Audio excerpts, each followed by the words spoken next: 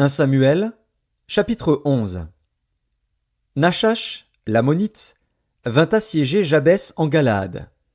Tous les habitants de Jabès dirent à Nachash, « Traite alliance avec nous, et nous te servirons. » Mais Nachash, l'ammonite, leur répondit, « Je traiterai avec vous à la condition que je vous crève à tous l'œil droit, et que j'imprime ainsi un opprobre sur tout Israël. » Les anciens de Jabès lui dirent, « Accorde-nous une trêve de 7 jours, afin que nous envoyions des messagers dans tout le territoire d'Israël.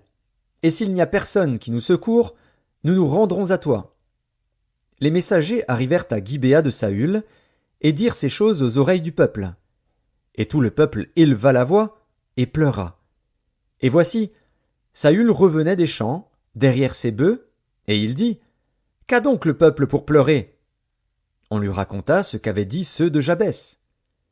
Dès que Saül eut entendu ces choses, il fut saisi par l'Esprit de Dieu, et sa colère s'enflamma fortement.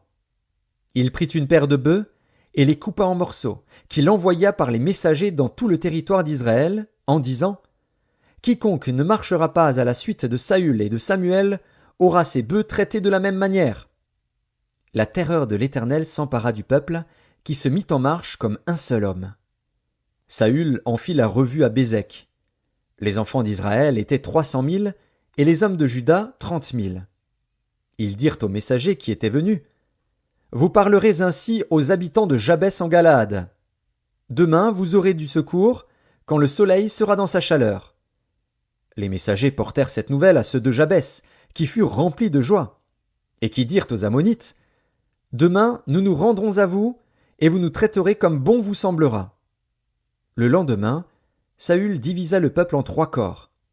Ils pénétrèrent dans le camp des Ammonites à la veille du matin, et ils les battirent jusqu'à la chaleur du jour. Ceux qui échappèrent furent dispersés, et il n'en resta pas 2 ensemble.